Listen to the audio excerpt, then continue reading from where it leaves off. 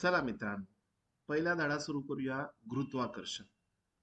तर तुम्हाला माहिती आहे, कुठलीही गोष्ट वर फेकली की ती खाली येते. त्याचं काय कारण आहे?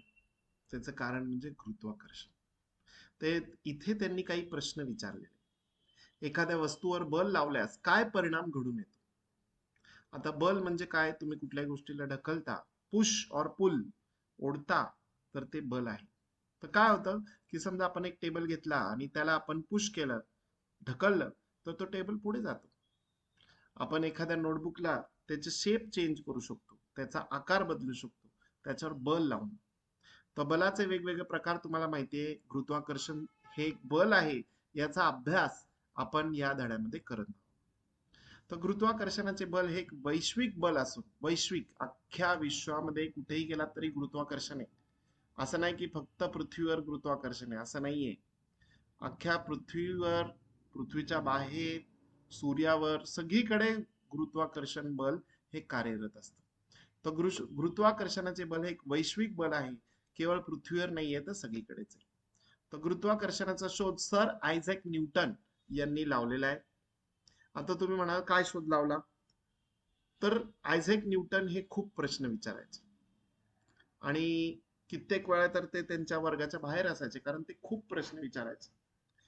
त्यामुळेच ते एवढे मोठे शास्त्रज्ञ होऊ शकले. आपण जेव्हा विज्ञानाचा अभ्यास करतो तेव्हा प्रश्न विचारणं फार गरजेचं आहे. तर आयझॅक न्यूटननी स्वतःला प्रश्न विचारला की कुठलीही गोष्ट वर टाकली की ती खाली का येते, आणि लंब अशी का येते, ती तिरपी वगैरे का नाही जात, आणि पृथ्वी, सूर्य, चंद्र यांच्यामध्ये हे गुरुत्वाकर्षण आहे का, असे प्रश्न त्यांच्या डोक्यात उठायला लागले. तर असे म्हणतात की झाडावरून खाली पडलेला सफरचंद पाहिल्यामुळे त्यांनी हा शोध लावला. आणि बऱ्याच लोकांना माहित नाहीये, पण त्याच्या मागे जे गणित आहे, ते गणित त्यांनी शोधलेलं आहे, म्हणून त्यांचं नाव झालेलं आहे. ते एक महान गणितज्ञ होते, ऑलराऊंडर होते. अनेक गोष्टी ते करू शकत होते. बऱ्याच विचारांती निष्कर्ष काढला की पृथ्वी सफरचंदाला स्वतःकडे आकर्षित करत आहे, आणि या आकर्षक करणाऱ्या ज्या बल आहे त्या बलालाच त्यांनी गुरुत्वाकर्षण असं नाव दिलेलं आहे. पृथ्वीवरील एक सफरचंदाचे झाड खाली दाखवलेले आहे, आणि ते बल कसं कार्यरत करतं हे सुद्धा इथे दाखवलेले आहे. सर न्यूटननी विचार केला, जर हे बल वेगवेगळ्या उंचावर असलेल्या सफरचंदावर प्रयुक्त होत असेल, तर सफरचंदाहून बऱ्याच अधिक अंतरावर असलेल्या, पृथ्वीपासून खूप दूर अंतरावर असलेल्या गोष्टींवर, जसं की चंद्र, सूर्य, ग्रह यांच्यावर सुद्धा हे प्रयुक्त होते का, असे प्रश्न त्यांच्या डोक्यात येऊ लागले. आता एखाद्या वस्तूच्या वेगाच्या परिणामात किंवा गतीच्या दिशेत बदल घडून आणायचा असेल तर त्याच्यावर आपण बल प्रयुक्त करतो.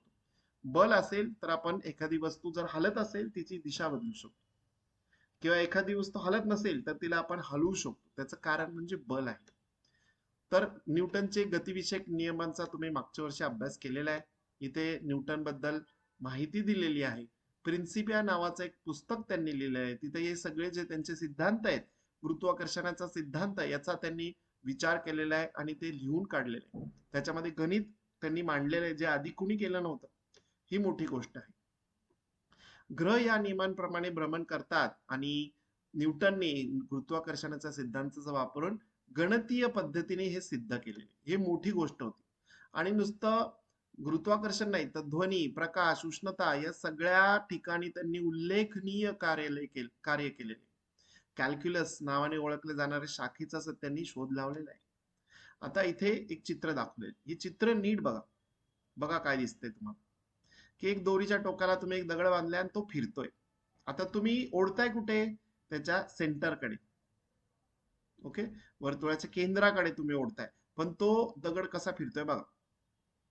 तर जोपर्यंत दोरीला धरून ठेवलं असेल तोपर्यंत दगडावर तुम्ही बल प्रयुक्त करताय, त्या क्षणी वर्तुळाला दगड स्थानी असणाऱ्या स्पर्शिकेच्या दिशेने तो दगड फेकला जातो. आता जर तुम्ही हा दगड सोडला तर तो कसा जाणार आहे? सरळ जाणार आहे, स्पर्शिकेच्या दिशेने. या वर्तुळाच्या स्पर्शिकेच्या दिशेने, ही स्पर्शिका आहे. यापूर्वी आपण अशाच एका कृतीचा अभ्यास केला होता. वर्तुळाकार कक्षेत फिरणाऱ्या कोणत्याही वस्तूवर वर्तुळाच्या केंद्राकडे जाणारे जे बल आहे त्यालाच आपण काय म्हणतो? सेंट्रीपिटल फोर्स, म्हणजे अभिकेंद्री बल. परीक्षेत विचारतात अभिकेंद्री बल म्हणजे काय. इथं दिलेलं आहे बघा, इथं दिलेलं आहे, इथे बघा. पृथ्वीच्या नैसर्गिक उपग्रह असलेल्या चंद्रावर सुद्धा हे बल प्रयुक्त होत असतं. चंद्र आपल्या भोवती फिरतोय, त्याचं कारण पण हेच आहे. आता केपलरचे नियम. जुन्या काळामधला हा एक मोठा शास्त्रज्ञ होता केपलर, आणि गॅलिलिओ आधी त्यांनी निरीक्षण केली होती वेगवेगळ्या ठिकाणी. तर त्यांना काही विशिष्ट नियम त्यांच्या ग्रहांच्या गतीवरनं त्यांचा अभ्यास करून तासन तास ते बघायचे रात्रीच्या वेळेस. आकाशामध्ये बघितल्यानंतर तुम्हाला दिसतं की काही गोष्टी अतिशय तेजस्वी दिसतात, तर ते तारे नाही आहेत, ते ग्रह आहेत. गुरु, ज्युपिटर आणि सॅटर्न, शनी, तुम्ही उघड्या डोळ्यांनी बघू शकता, एवढे ते तेजस्वी आहेत. तर या ग्रहांचा अभ्यास केल्यानंतर त्यांनी त्याच्याविषयी काही नियम मांडले. तर इथे दाखवलेले आहे बघा, वर्तुळ लंबाकार कक्षा बघा कशी, वर्तुळ नाही ही लंब वर्तुळाकार अशी ही कक्षा आहे. नीट बघा. तर पहिला नियम काय सांगतो, ग्रहाची कक्षा ही लंब वर्तुळाकार असून सूर्य हा कक्षेच्या एका नाभीवर आहे. हे बघा, हा सूर्य हा एका नाभीवर आहे, आणि कक्षा बघा कशी, वर्तुळाकार नाहीये, ही लंब वर्तुळाकार, हे विशिष्ट प्रकार आहे. नीट बघा. दुसरा नियम सांगतो की सूर्याशी जोडणारा, ग्रहाला सूर्याशी जोडणारी सरळ रेषा आहे, आणि ती समान कालावधीत समान क्षेत्रफळ व्यापन करते. हे बघा, हे क्षेत्रफळ 1, 2 आणि 3 समान. आता हे जर तुम्ही काढलं क्षेत्रफळ आणि हे क्षेत्रफळ काढलं, इथून इथे यायला त्याला 1 महिना लागत असेल, तर सी मधून डी मध्ये जायला सुद्धा 1 महिना, ई कडून एफ कडे जाताना सुद्धा 1 महिना. आता ग्रह जेव्हा सूर्याच्या जवळ येतो तेव्हा त्याची गती वाढते, आणि जेव्हा तो सूर्यापासून लांब जातो त्याची गती कमी होते. इथं दाखवलेलं आहे बघा. तिसरा नियम काय सांगतो बघा, सूर्याची परिक्रमा करणाऱ्या ग्रहाच्या आवर्तन कालाचा वर्ग हा ग्रहाच्या सूर्यापासून सरासरी अंतराच्या गणाला समानुपाती असतो. हे बघा इथं दाखवले, आवर्तन काल म्हणजे टीचा वर्ग, त्याचा वर्ग करायचा, आवर्तन कालाचा वर्ग म्हणजे टीचा वर्ग. आणि हा कशावर अवलंबून आहे, समानुपाती म्हणजे याच्यावर अवलंबून आहे. कशावर अवलंबून आहे, तर आर चा क्यूब म्हणजेच त्याचा घन आहे. तर सूर्यापासून सरासरी अंतराचा घन घ्यायचा आहे. तर हा नियम जो आहे तो तिसरा नियम आहे. या 3 नियमांचा वापर करायचा आहे. न्यूटननी सुद्धा या नियमांचा अभ्यास केला, आणि त्याच्यावरनं त्यांनी न्यूटनचा वैश्विक गुरुत्वाकर्षणाचा सिद्धांत शोधून काढला. तर वरील सर्व निरीक्षणामध्ये केपलरचे नियम वापरून त्यांनी हे सांगितलेले. हा केपलरचा फोटो दाखवलेला आहे, तुम्ही बघू शकता. आता या सिद्धांतानुसार काय सांगितलं बघा, विश्वातील प्रत्येक वस्तूला काय करते, एक आकर्षित करते. म्हणजे मी तुम्हाला आकर्षित करतोय, तुम्ही मला आकर्षित करताय, प्रत्येक वस्तूला आकर्षित करते. मग तुम्ही म्हणाल की आम्हाला ते दिसत कसं नाही, पृथ्वी आहे ना, पृथ्वीचं जे मास आहे, पृथ्वीचं जे वजन आहे ते खूप जास्त आहे, त्यामुळे आपल्याला ते दिसत नाही. आता कशावर अवलंबून आहे, लक्षात द्या, पुढे बघा काय, हे बल एकमेकांना आकर्षित करणारे बल हे कशाशी अवलंबून आहे, वस्तुमानावर अवलंबून आहे, त्यांच्या गुणाकाराशी समानुपाती आणि त्यांच्या अंतराच्या व्यस्तानुपाती आहे. समानुपाती, व्यस्तानुपाती. समानुपाती म्हणजे काय, जर त्यांचं वस्तुमान जास्त आहे तर जास्त त्याच्यामध्ये काय असणार आहे, गुरुत्वाकर्षण असणार आहे. आणि अंतराच्या व्यस्तानुपाती, तर अंतराच्या वर्गाशी व्यस्तानुपाती म्हणजे काय, की समजा तुम्ही लांब चाललात तर तिथे गुरुत्वाकर्षण कमी होणार, पृथ्वीच्या जवळ आलात गुरुत्वाकर्षण जास्त आहे, लांब गेलात कमी. इथे दाखवलंय बघा, समजा 2 वस्तू आहेत, M1 M2 असं त्यांचं काय वस्तुमान. जर M1 M2 ला ओढतोय तर M2 सुद्धा M1 ला ओढतोय, हे दोघं एकमेकांना ओढतात, आणि त्याच्यासाठी हे सूत्र दिलंय, F बरोबर G M1 M2 upon D square. तर डी चा वर्ग करायचा आहे. आता इथे दिलेलं आहे बघा. आता समजा आपण या M1 च किंमत डबल केली आपण, तर काय होईल, तर त्याच्यावर लागलेलं बल सुद्धा डबल होईल. आणि समजा आपण त्यांच्यामधलं अंतर डबल केलं तर काय होईल, तर त्यांच्यामधलं जे गुरुत्वाकर्षण आहे ते कमी होईल 4 पटीने. तुम्ही म्हणाल 4 पटीने कसं काय, कारण इथे डी चा वर्ग आहे, 2 चा वर्ग 4, तर 4 पटीने ते कमी होणार. इथे तेच इथे दिलेलं आहे, तुम्ही वाचू शकता. इथे कॅपिटल जी जो आहे तो एक स्थिरांक आहे, कॉन्स्टंट आहे. हे बघा इकडे हा फॉर्म्युला जो आहे ना, याच्यामध्ये कॅपिटल जी आलेला आहे. हा जी कुठून आलेला आहे, तर हा त्याची व्हॅल्यू त्यांनी शोधून काढले सायंटिस्ट लोकांनी, 6.673 इंटू 10⁻11 न्यूटन मीटरचा वर्ग आणि केजीचा वर्ग इथे दाखवलेले बघू शकता. तर तुम्ही म्हणाले कसं काढायचं, तर समजा 1 किलोच्या 2 वस्तू घेतल्या, त्यांच्यामधलं अंतर 1 मीटर घेतलं, तर त्यांच्यामध्ये जे गुरुत्वाकर्षणाचं बल आहे ते एवढं असणार जी ची व्हॅल्यू. त्याच्यानंतर एखाद्या वस्तूचे वस्तुमान केंद्र कुठे असेल तर ते आतील किंवा बाहेरील अशी एक जागा असते, तिकडे ते असू शकते. एक समान घनता असलेल्या गोलाकृती वस्तूचे ते त्याच्या भूमतीय केंद्राकडे असते आणि नसेल तर मग ते दुसरीकडे असू शकते. तर गुरुत्वाकर्षणाचे इथे दाखवलेला युनिफॉर्म सर्क्युलर मोशनचा विचार केलेला आहे. बघा इकडे काय दिलेलं आहे. समजा एक ग्रह आहे आणि तो वर्तुळाकार फिरतोय. आता ते ऍक्च्युली वर्तुळाकार नसतात, पण आपण आपल्या सोयीसाठी आपल्याला समजण्यासाठी सोपं जावं म्हणून वर्तुळाकार कक्षेमध्ये आपण घेतलेले. तर एफ बरोबर किती आहे, M V square upon R. तर एम म्हणजे काय, त्याचं वस्तुमान. व्ही म्हणजे काय, त्याची वेलॉसिटी चाल. आणि आर म्हणजे त्याचं डिस्टन्स, म्हणजे त्याच्यामधलं अंतर. ठीक आहे, इथे लिहिलेलं आहे, तुम्ही वाचू शकता. आता ते वर्तुळामध्ये फिरते म्हणजे कक्षेचा परिघ किती असणार, 2 पाय आर. तर आपण कक्षेचा परिघ भागिले आवर्त काल म्हणजे 2 पाय आर आणि टी. मग एफ चा दुसरा फॉर्म्युला आहे M V square upon R. ती व्हॅल्यू याच्यात टाकूया, व्ही ची किंमत याच्यात टाकूया, सोडवत जाऊया. त्याच्यानंतर आपण काय करू, आर नी गुणाकार करायचा. आर नी गुणाकार करायचंय आणि भागाकार सुद्धा करायचा आहे. तर तुम्हाला हे दिसतंय बघा, टी चा वर्ग आर चा वर्ग हे स्थिरांक. पण हे कशाशी रिलेटेड आहे, केपलरच्या नियमानुसार आहे. तर मग त्याच्यावरनं आपल्याला काय करते, एफ हा कशावर अवलंबून आहे, तर त्यांच्यामधल्या अंतराच्या वर्गावर अवलंबून. हाच आहे न्यूटनचा नियम. तर न्यूटनचा नियम, केपलरचा नियम हे दोन्ही नियम इकडे आलेले आहेत आणि त्यामुळं हे महत्वाचं आहे. शक्यतो परीक्षेत नाही विचारतात. आता इथं काही उदाहरणं दिलेली, सोडवलेली उदाहरणं बघा. महेंद्र आणि विराट एकमेकांपासून 1 मीटर अंतरावर आहेत आणि त्यांचे वस्तुमान दिलेले आहे 75 किलो आणि 80 किलो. तर त्यांच्यामधलं आपल्याला न्यूटनचा सिद्धांत नुसार काढायचंय बल किती, किती अतिशय कमी असणार आहे. बघा इथं जी ची किंमत एवढी कमी आहे की त्याच्यामुळे जे गुरुत्वीय बल येणार ते अतिशय कमी आहे. तर महेंद्र आणि विराट एकमेकांच्या बाजूला बसले तरी त्याला ते जाणवणार नाही, ते अतिशय नगण्य, काहीच नाही जवळपास. पण तेच जर आपण पृथ्वी आणि एका मुलाबद्दल बघितलं तर तिथे तुम्ही काढू शकता. खूप जास्त आहे. आता भरती आणि ओटी तुम्हाला माहिती, समुद्राचे नियमितपणे येणारी भरती आणि ओटी दिवसातून 2 वेळा होते. दिवसातून 2 वेळा येते. का होते, पाण्याची पातळी वाढती किंवा कमी होती, कशामुळे होते, इथे दाखवलेले चित्र हे होते चंद्रामुळे. तर चंद्राचा आपल्या पृथ्वीवरच्या पाण्यावरती काय परिणाम होतो हे तुम्ही बघू शकता. गुरुत्वाकर्षण काय करतंय, पृथ्वीवरचं पाणी ओढून घेते आणि त्यामुळे भरती आणि ओटी येते. हा महत्वाचा प्रश्न आहे. आता अर्थ ग्रॅव्हिटेशनल फोर्स हे याच्याबद्दल आपण अभ्यास केलेला आहे, तुम्हाला माहिती आहे. कुठली गोष्ट वर फेकली की ती खाली येते, त्याचं कारण म्हणजे पृथ्वी त्याला ओढतीये. सतत प्रयुक्त बल होते आणि त्याच्यामुळे त्याचं त्वरण सुद्धा निर्माण होते.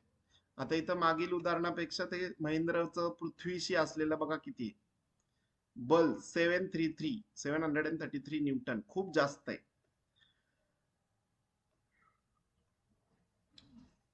आता बघा, न्यूटनच्या सिद्धांताप्रमाणे समजा पृथ्वी एखाद्या सफरचंदाला ओढते, म्हणजे सफरचंद सुद्धा पृथ्वीला ओढतोय, स्वतःकडे खेचतोय.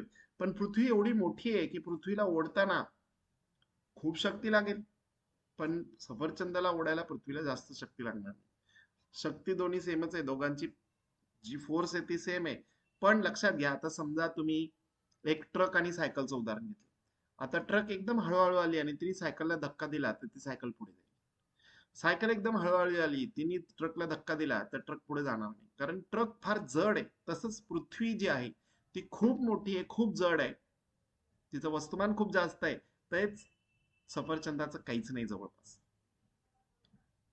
तर पृथ्वीचे गुरुत्वीय बल चंद्रावर प्रयुक्त होते, चंद्र पृथ्वीभोवती फिरतो, परिक्रमा करतो. तसंच ग्रहांचं सुद्धा म्हणता येईल आपल्याला. तर पृथ्वीचे त्वरण, आता ते त्वरण काढण्यासाठी ते दाखवलेले आहे. एफ म्हणजे आपली फोर्स ऑफ ग्रॅव्हिटी, जी तुम्हाला माहिती आहे स्थिरांक, एम म्हणजे पृथ्वीचं वस्तुमान, छोटा एम म्हणजे वस्तूचं वस्तुमान, आर म्हणजे त्यांच्यामधलं अंतर. तर आपण या सगळ्या किमती इथे टाकलेल्या आहेत. किमती टाकल्यानंतर आपल्याला एक उत्तर येते बघा, खाली बघा उत्तर काय दिसते, 9.77. ते सगळी उत्तर सायंटिस्ट लोकांनी ऑलरेडी काढून ठेवलेली आहेत आणि तिचा आपण वापर करतोय. बघा 2 मिनिटं बघा याच्याकडे. आता गुरुत्वीय बल जे जी आहे त्याचं त्वरण जे आहे ते कशावर अवलंबून आहे? तर सर्वात पहिले पृष्ठभागावर. तर पृथ्वीच्या पृष्ठभागावर सर्वात जास्त त्वरण आहे. तुम्ही जसं जसं खाली जाताल तसं तसं ते कमी होणार आहे. जसं जसं वरती जाताल तसं तसं कमी होणार आहे. ओके, उंचीनुसार बदलणार आहे. तुम्ही खाली गेलात तरी बदलणार आहे. सर्वात जास्त पृथ्वीच्या सरफेसवर म्हणजे पृष्ठभागावरच जास्त आहे. तर पृथ्वी स्वतःभोवती फिरत असल्यामुळे तिचा आकार थोडासा चपटा झालेला आहे ध्रुवांजवळ आणि वृषभवृत्ताजवळ थोडासा फुगीत झाला. त्याच्यामुळे जी ची किंमत जी आहे ती वेगवेगळी दिसते आपल्याला. बघा इथे दोन किमती दिलेल्या आहेत. उंचीनुसार बदल. तर उंचीनुसार जास्त काही बदल होत नाही. समजा तुम्ही थोडंच गेलात, पृथ्वीची सरासरी पृष्ठभागावर 0 असेल तर तिथे 9.8च आहे आणि एव्हरेस्टला गेलात तरी 9.8च आहे.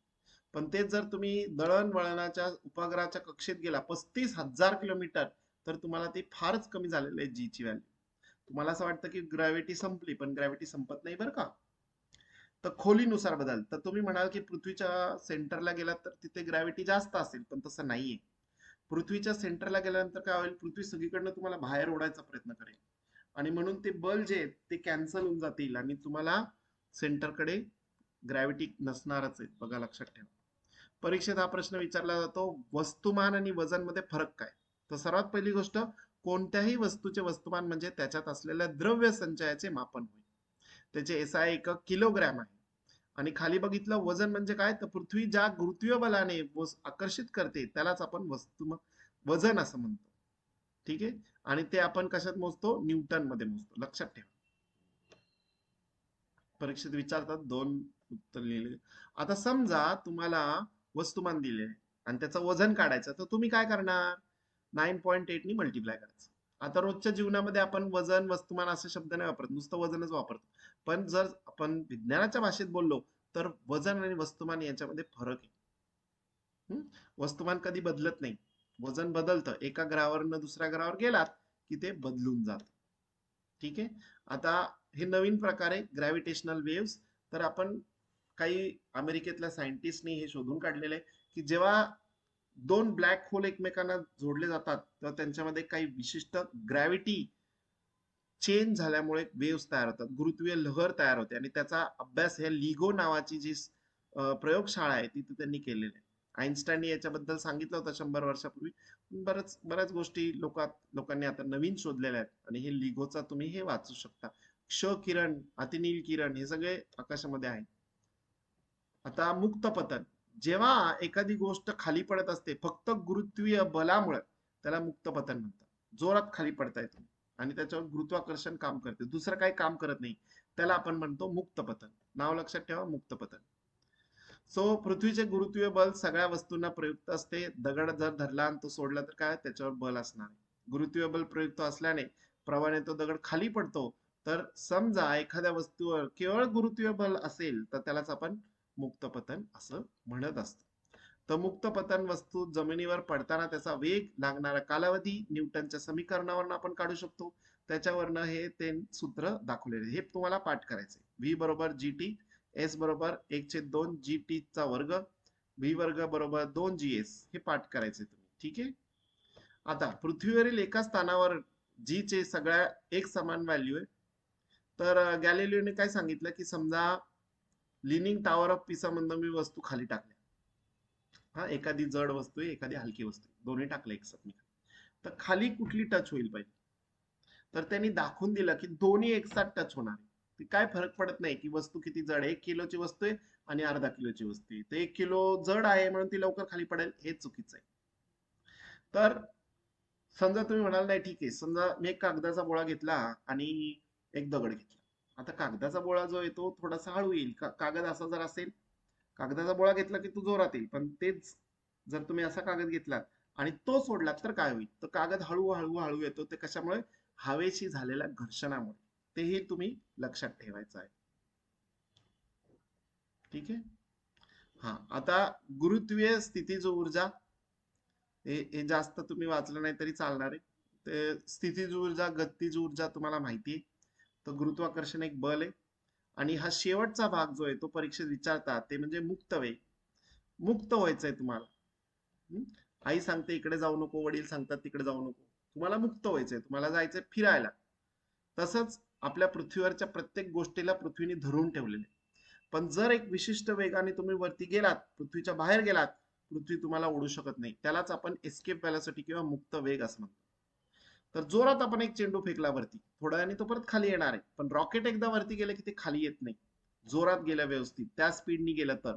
कधी कधी रॉकेटमध्ये खराबी आली तर तेही पडू शकतं परत खाली. तर मुक्त वेग आपल्याला पाहिजे. तर तिथं मुक्त वेग कसा काढायचा इथे दाखवलेलं आहे. आणि इकडे मुक्त वेग काढून सुद्धा दाखवलेला आहे. तर इथं बघा, हे दोन व्हॅल्यू लक्षात ठेवा. 11.2 किलोमीटर प्रति सेकंद हा पृथ्वीचा आहे, आणि 2.37 किलोमीटर पर सेकंद हा चंद्रावरचा आहे. आता तुम्ही म्हणाले 11 किलोमीटर जास्त नाही, पर सेकंद आहे बघा, पर सेकंद. पर सेकंदचा अर्थ काय?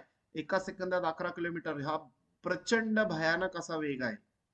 त्या वेगाने तुम्ही पृथ्वीच्या बाहेर गेलात तरच तुम्ही पृथ्वीच्या बाहेर गेल्यानंतर परत येणार नाही. आणि हा तर काहीच नाहीये, प्रकाशाचा वेग तर 3 लाख किलोमीटर प्रति सेकंद. एका सेकंदात 3 लाख किलोमीटर जातो प्रकाश. जबरदस्त आहे. आता तुम्ही म्हणाल आकाशात वजनहीनता तुम्ही टीव्ही मध्ये वगैरे बघितलं असेल, तर ऍक्च्युली काय होतं, जी शून्य नाही होत पण ते कमी होतं. एवढं कमी होतं की त्यांना हलका हलका वाटायला.